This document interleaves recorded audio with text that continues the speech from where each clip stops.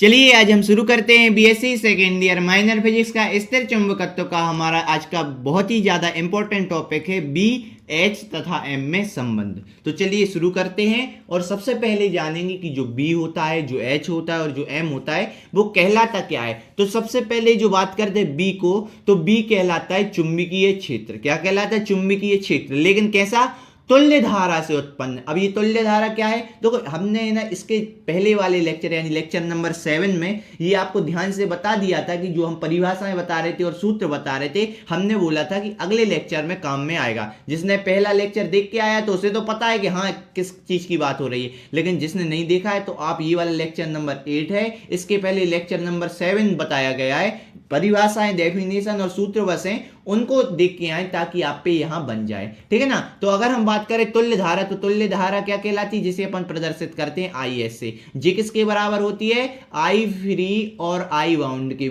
ठीक है ना। किसके? आई फ्री और आई बाउंड के बराबर होती है, इनके योग के बराबर होती है। तो देखो आज जो तुल्य धारा होती है वो किससे निर्मित होती है? एक तो मुक्त धारा से और एक बद्ध धारा। आई फ्री यानी मुक्त धारा और आई बाउंड यानी बद्ध धारा। तो जब दोनों प्रकार की धारा मिलकर टोटल तुल्य धारा बनती है, वो किस उससे उत्पन्न जो चुंबकीय क्षेत्र होता है उसे किससे प्रदर्शित करते हैं? इससे उत्पन्न चुंबकीय क्षेत्र को बी वेक्टर से प्रदर्शित करते हैं। किससे? बी वेक्टर से प्रदर्शित करते हैं। जो पदार्थ के अंदर एकांक क्षेत्रफल में से संबंध चुंबकीय फ्लक्स बताता है, यानी जो एकांक क्षेत्रफल पे ये बी वेक्टर क्या बताता है? चुंबकीय क्षेत्र बताता है। और क्या होता है? इसे क्या क्या कहते हैं? चुंबकीय फ्लक्स घनत्व तथा चुंबकीय प्रेरण के नाम से भी जाना जाता है। जैसे बी है ना, इसको क्या क्या नाम से जाना जाता है? एक तो चुंबकीय फ्लक्स घनत्व और दूसरा चुंबकीय प्रेरण। तो समझ में आया? बी क्या है? जब आई एस धारा उत्पन्न हो रही हो, बह रही हो, मतलब आई फ्री मान मुक्त धारा और आई बाउंड यानी बद्ध धारा, इन दोनों प्रकार की जो धाराएं होती हैं उन दोनों को मिलकर जब तुल्य धारा बनती है उससे उत्पन्न जो चुंबकीय क्षेत्र होता है उसे बी से प्रदर्शित करते हैं। क्लियर। इसके बाद एच। एच में क्या होता है? केवल और केवल मुक्त धारा यानी आई फ्री धारा। किसके द्वारा? केवल और केवल यदि आई फ्री धारा बह रही है यानी मुक्त धारा बह रही है तो उससे उत्पन्न जो चुंबकीय क्षेत्र होगा वो एच वेक्टर कहलाएगा। हालांकि इसकी बी और एच की दोनों की बात और एम की भी है हम पिछले लेक्चर में बता चुके हैं, लेकिन दोबारा हम इसकी रिवीजन करवा रहे हैं ताकि आपको थोड़ा और याद आ जाए और अच्छे से बन जाए। तो बी धारा बी क्या कहलाता है? जब है ना मुक्त धारा और बद्ध धारा दोनों साथ में जो तुल्य धारा बन जाती है आई एस, उससे के द्वारा चुंबकीय क्षेत्र निर्मित होता है तो उसे बी वेक्टर से दर्शाते हैं। एच क्या है? केवल और केवल मुक्त धारा, केवल और केवल आई फ्री धारा उत्पन्न के कारण जब चुंबकीय क्षेत्र जो उत्पन्न होता है उसे एच वेक्टर से दर्शाते हैं। और इसके बाद जिसे अपन चुंबकन क्षेत्र भी कहते हैं एच को, और लास्ट में है एम। एम क्या है? चुंबकीय क्षेत्र की तीव्रता। क्या? एक समान चुंबकित पदार्थ के एकांक आयतन में निहित चुंबकीय आघूर्ण को चुंबकीय वेक्टर या चुंबकन तीव्रता कहते हैं। इसे एम वेक्टर द्वारा प्रदर्शित करते हैं। समझ में आई? तो एम क्या है? चुंबकीय तीव्रता।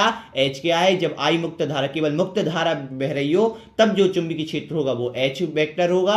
और बी वेक्टर कब होगा? जब तुल्य धारा यानी मुक्त धारा और बद्ध धारा दोनों से मिलकर जो धारा बनती है तब वो उत्पन्न हो तो वो चुंबकीय क्षेत्र कहलाता है, जिसे बी से दर्शाते हैं। क्लियर। अब देखो सबसे पहले अगर हम बात करें तो इसका डेरिवेशन चालू करते हैं। इनके मध्य संबंध अपन को बताना है। तो आपको पता है कि जो तुल्य धारा होती है, जो तुल्य धारा होती है, डेरिवेशन में पूरा लिखना। पहले तो वो देखो डेरिवेशन में आपको पेपर में आएगा तो सबसे पहले हेडिंग क्या डालना पड़ेगी? बी एच एवं एम में संबंध। उसके बाद क्या करना पड़ेगी? ये पूरी परिभाषाएं लिखनी पड़ेंगी और परिभाषाएं लिखने के बाद यहां से डेरिवेशन चालू होगा। तो ये बिल्कुल पूरा लिखना है आपको पेपर में, तब फुल मार्क्स मिलेंगे। ठीक है ना। तो जो तुल्य धारा होती है वो किसके बराबर होती है? आई फ्री धारा यानी मुक्त धारा प्लस आई बाउंड धारा। आई बाउंड धारा मतलब किसके बराबर होती है? बद्ध धारा। ठीक है ना। तो जो आई एस तुल्य धारा है वो आई फ्री मुक्त धारा और आई बाउंड बद्ध धारा के बराबर होती है। ये आया समझ में? तो आपको पता है कि एक मूल नियम पढ़ा था इसके लेक्चर नंबर 6 में। देखो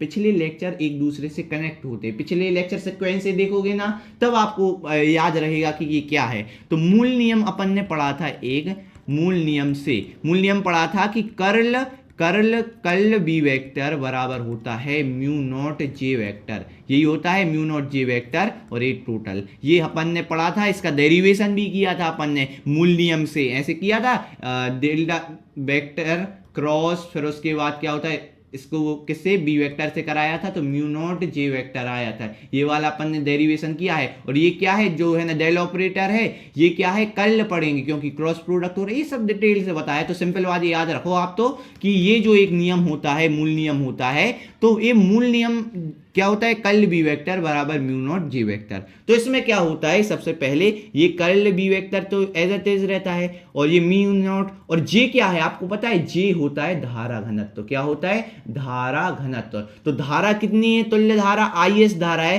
तो टोटल धारा घनत्व देखो, जे टोटल लिखा मतलब कुल धारा घनत्व, तो कुल धारा कितनी होगी, इसके बराबर तुल्य धारा। तुल्य धारा ये ना कुल धारा, मुक्त धारा और बद्ध धारा दोनों से मिलकर जो कुल धारा बनी, तो वही क्या होगी इसमें अपन रखेंगे। तो जे वेक्टर क्या कहलाएगा, जे फ्री मान मुक्त धारा के लिए धारा घनत्व, और फिर उसके बाद होता है जे बाउंड मतलब बद्ध धारा के लिए घनत्व। ये हमने कल बताया था आपके लिए पिछले लेक्चर में, तो वही बात है, अगर अभी भी ना देखा हो तो देख लें जरूर, ठीक है ना।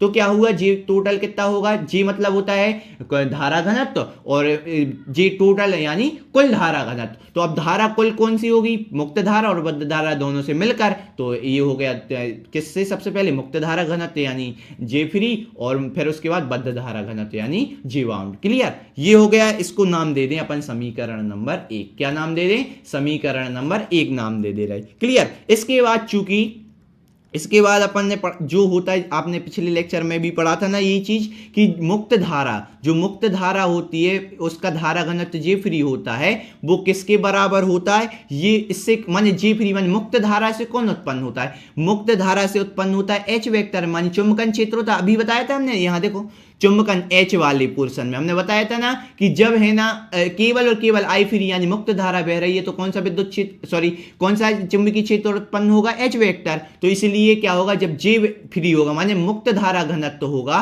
तो एच वेक्टर वाला जो चुंबकीय क्षेत्र उत्पन्न होगा, तो ये होगा कर्ल एच वेक्टर के। तो देखो नॉर्मल आई होता है, नॉर्मल आई फ्री माने मुक्त धारा उत्पन्न होती है एच वेक्टर यानी चुंबकन क्षेत्र। अब जे वेक्टर आ गया धारा घनत्व, इसलिए क्या लेंगे, एक सदिश कर्ल ले लेंगे। क्लियर।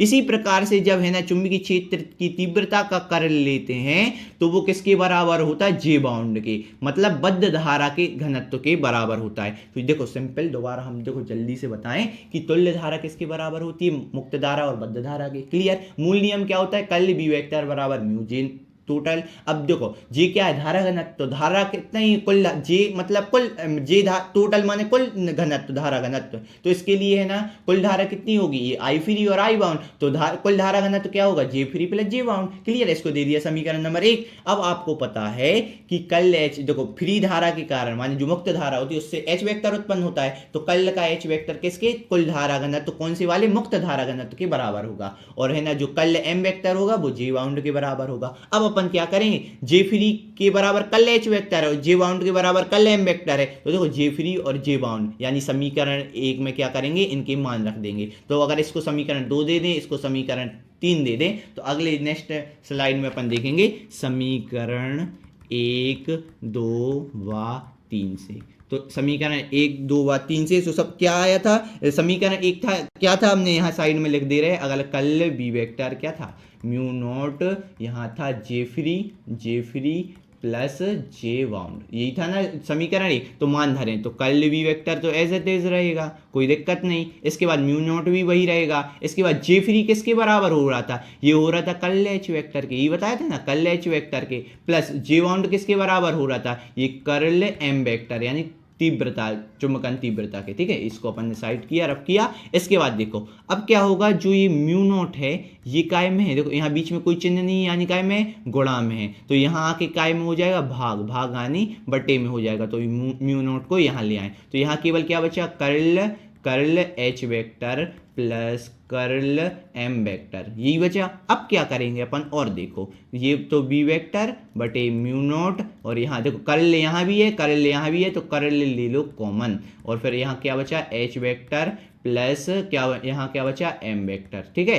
अब क्या हुआ, यहाँ से कर्ल यहाँ से कट गया, तो क्या बचा, केवल बी वेक्टर बटे म्यू नॉट, बराबर एच वेक्टर एक कोष्टक में प्लस एम वेक्टर। क्लियर। अब ये म्यू नॉट यहाँ भाग में दोबारा वहां ले जाओ तो काय में चला जाएगा, गुणा में चला जाएगा। तो म्यू नॉट पूरे के H vector plus M vector. और ये जो संबंध आया यही तो है बी एच और एम में संबंध। देखो ये बी, ये है एच, ये है एम, तो यही संबंध आपको करना था। तो यही बहुत इंपॉर्टेंट है, आईएमपी है, पेपर में आने के बहुत ज़्यादा अधिक चांस है, तो इसको ध्यान से समझना है। ठीक है ना, हमने आपको बता दिया है। और अगर कहीं दिक्कत है तो दोबारा वीडियो रिवाइंड करके देखिए तो आपको और अच्छे से समझ में आ जाएगा। ठीक है ना, तो मिलते हैं अगले लेक्चर में, तब तक के लिए थैंक यू, धन्यवाद।